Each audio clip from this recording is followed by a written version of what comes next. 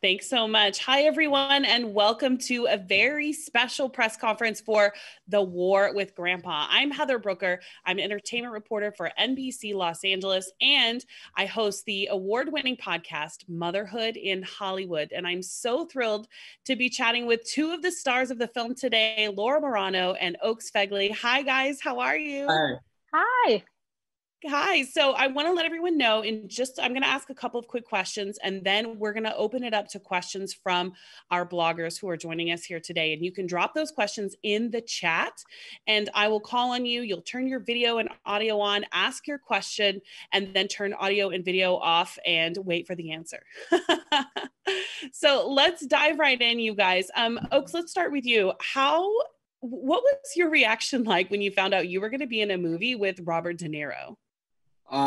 Very common question. It's definitely it was a great time. I mean, it was really interesting. But when I first heard that was what was going to happen, it was just definitely obviously a bit intimidating, but immediately was exciting and just something that sparked a lot of interest and a lot of passion for a new film and something new to work on. So definitely was immediately interested and intrigued, and had that passion from the get-go.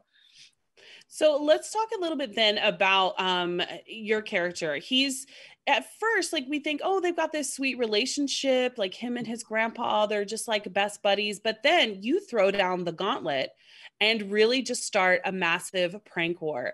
Let's talk about some of those pranks. What were some of your favorites to do? Peter just wants his room back, and he will not back down until he gets what he wants. So I think what the really interesting thing about the dynamic between both Peter and his grandfather is that they're really similar, and the reason they butt heads so much is because of that, and because they both don't want to back down. And obviously there's a lot of pranks that happen, and all of them kind of just lead to more chaos, and it's just a lot of fun, and was definitely a lot of fun to film all of those pranks and all those different things that were happening. And now, Laura, you sort of represent, your character really represents this sort of misunderstanding that happens a lot between parents and their kids, especially moms and teen girls. I have a young daughter. She's 7 years old. I'm terrified when she becomes a teenager that we're going to be at war and battling a little bit, because she's very strong-willed. Tell me about playing her and also playing opposite Uma Thurman.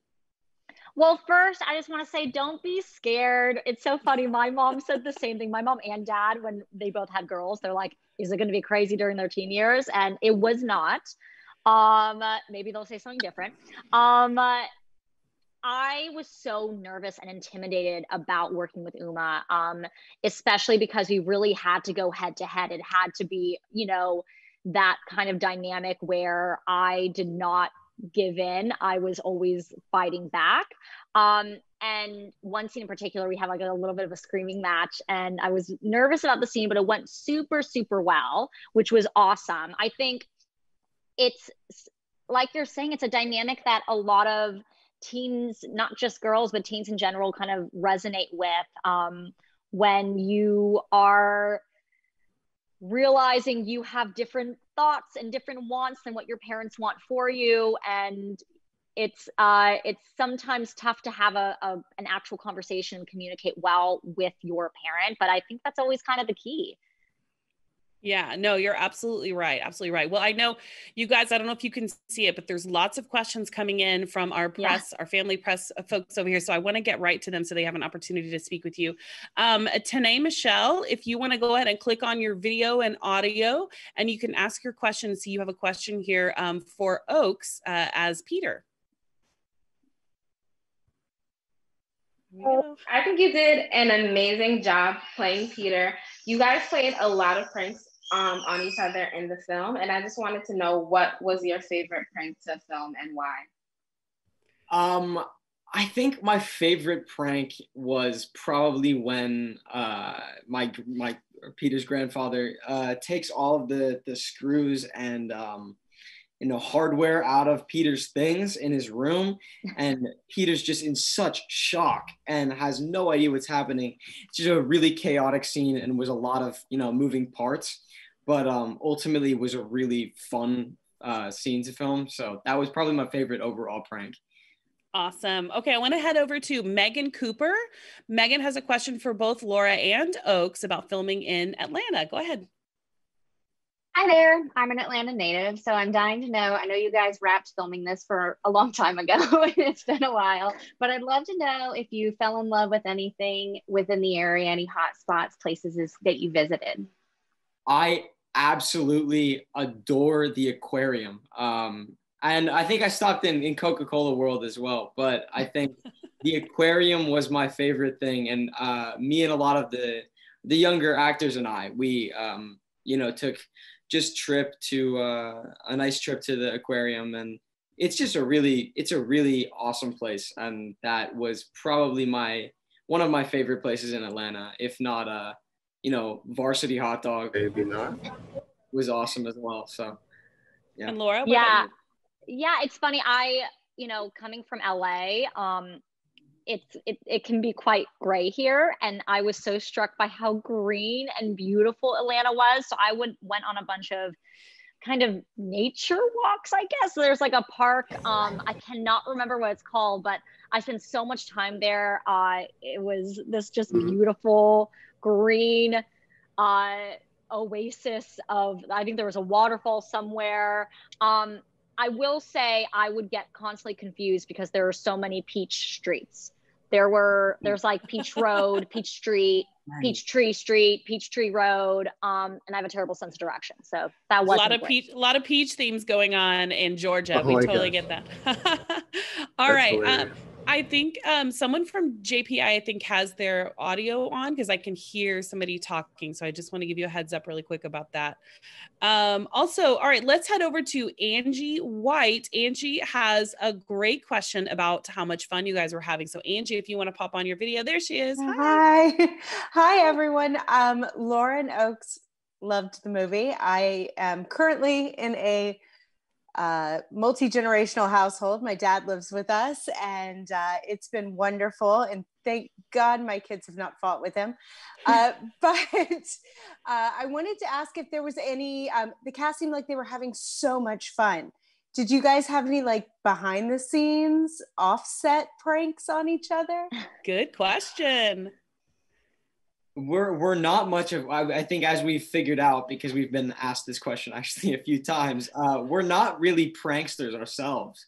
But there was definitely just a lot of, I think, fun and just general positive energy and attitude on set, but there wasn't really any, mischief occurring. But yeah, I will say I'm kind of regretting it now, because for a movie that is so filled with pranks, we were really a prankless set completely, but there was still a lot of fun. I spent so much time with Poppy, who was 5 at the time, and her mom. And it was like, she's the spunkiest, funniest girl ever. So I feel like we had so many stories of, she would make me laugh constantly.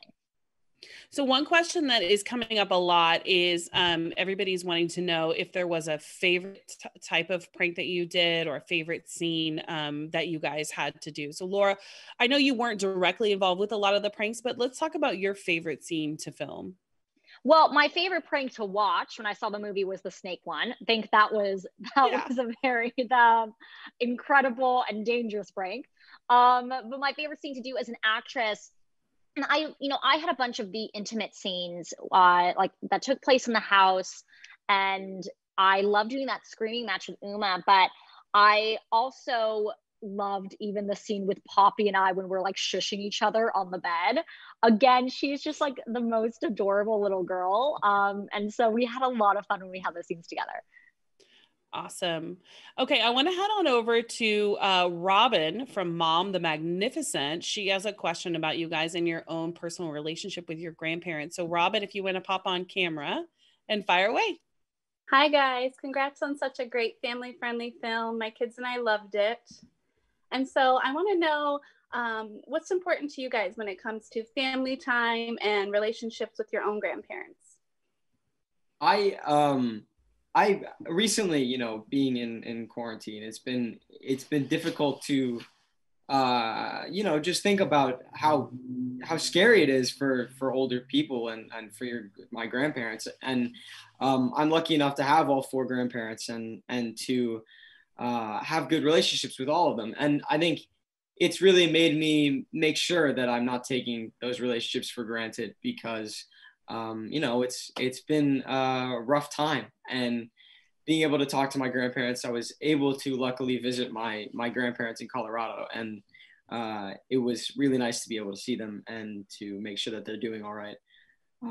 But yeah, it's definitely important for me. I think family time is important, especially during these times. Family can get quite warring, or yeah, it can get pretty aggressive depending on the household. And I would say just, you know, trying to make sure that you can avoid that and enjoy each other's company as much as possible is always nice. That's good advice. Laura, what about you? Yeah, my grandparent, all my grandparents have unfortunately passed away. My grandfather passed away actually right before I got this movie, which I felt like was this weird. It was like a weird moment. But with my parents and my sister and I, we really try to have moments throughout the week specifically that we just spend with each other. So we usually have these Sunday dinners, very Italian of us, where during the pandemic now we've been having them outside, still keeping them as safe as possible. But it's nice to have kind of face-to-face moments and have some sort of time that's designated just for family. And there's a couple questions coming up as well. Did you guys read the book before you started filming? I was made aware of the book after, well, I had heard of the book, but I had never read it until after I had read the script. And then I took a look at the book and was able to find it and read it.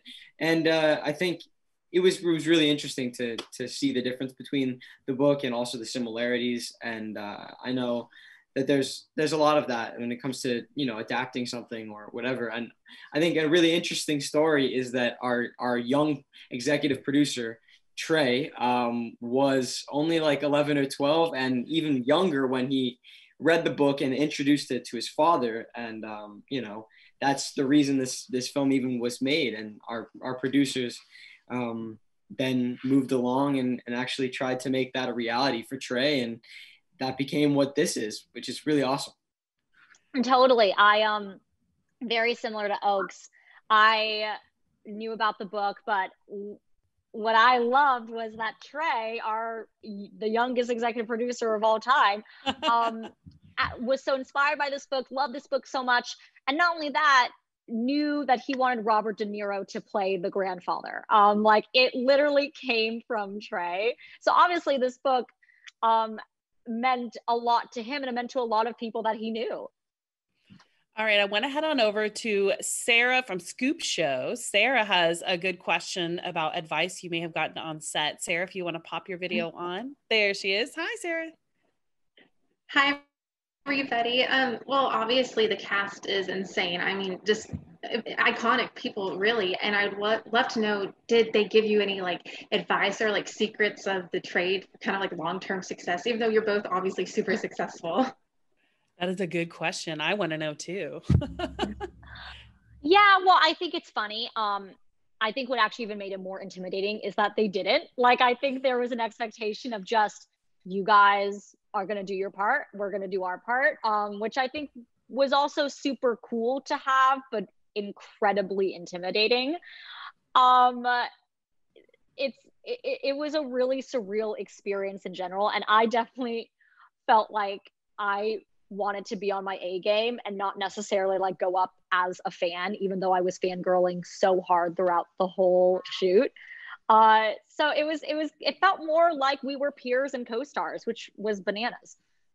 Yeah, no, I would absolutely agree and say that I felt the same way. There was no real advice or anything. I don't think that's really, for the most part, I've never really worked with anybody who's, you know, given me direct advice or anything like Totally. that. I feel like it's just more about everybody doing their part and learning from the way each other work. instead of, direct tips or advice or mementos or anything like that. I love that. There's sort of like an expectation that you guys are already pros. You know what you're doing. You come in, you do your job, and yeah, that's fantastic. And then Sarah, if you want to take your video off, turn your video off. Perfect. Okay, let's head on over to Diane Sullivan. Diane has a question about advice you guys would give for some grandparents moving in with their grandchildren. So Diane, if you want to pop on your video, let's see. There she is. Hi, Diane. Hi. So I was just curious, for all the grandpas out there, what advice would you give them if they have to move in with their grandchildren? Wow, that's a difficult question. I would say, I think it's important that you give your kids, as well as the kids give the grandparents, the respect that there's a mutual respect that has to happen, especially if something like what's happening in the film is happening and somebody's taking over somebody else's room. That could be could cause some trouble. But I think, just generally respecting both sides is important. But yeah, I think also I think just real talk, you talking to the grandparents, being like, it shouldn't be a pride thing. We're all family. I think sometimes there is a level, especially with Ed in our movie, there's a level of pride of, I don't need to move anywhere back in with my family. I don't want to, inconvenience anyone. And I think at the end of the day, a beautiful thing about family is that we're all here for each other. And grandparents were parents once that were supporting completely their kids, who are now the parents supporting their kids, who also want to support their parents. So it's just, family dynamics are all about support and balance and give and take. Okay, we have time for one last question. Thank you. Oh, thanks, Diane. One last question. I want to head over to Patty. Patty, if you want to click on your video. There we go. Fire away. All right, guys. The movie was great, and it was something that I feel like is going to have a lasting impact. So my question is, 10 years from now, I know it feels like January was 10 years, but 10 years from now, what do you want kids who watch this movie now to remember about the message of the film? I think that there's, just generally, there's a positivity to this film. And I think that positivity is something that is always important to try to keep with people. And a lot of people, have different ups and downs, and trying to stay positive can be very difficult. And especially in a time like this is now, and how negative the last couple of months have been, and you could even say years. It's been rough, and we are now in a time where this film hopefully can help some people get those smiles or laughter back in their lives, if they're missing that or whatever. Yeah, I think hopefully something that people take 10 years from now, and hopefully something that they resonate with even right now, is conversation within family is the most important thing you can have. All of this really could have been avoided if Ed, Peter, everyone in the family just sat down and talked about, okay, this is the dynamic, this is what's happening, this is how I feel about it, this is how I feel about it. I think a lot of times in families, even with my character, Mia, and Uma's character, there's a lot of conversation that doesn't happen, and it's not easy to talk to your parents or your grandparents or even sometimes your siblings, but conversation is so needed in families, in life. And when you don't have that open communication, war can happen. So let's not have war happen. That is a great a reminder. Please, let's not have war happen. And a perfect way to end this time that we have with you guys. Laura and Oaks, thank you so much. Everybody had such great questions. Want to thank our mom press that was here with us, our family press outlets. Quick reminder for you guys, we do have 2 more press conferences after this. So what you're going to do is check your email. You're going to head back to the hospitality room. And then from there, we will send you another link for our next press conference and our next roundtable. So Laura and Oaks, thank you guys so much. Congratulations on the film. The War with Grandpa opens in theaters on October 9th. We can't wait. Thank you. Bye, guys.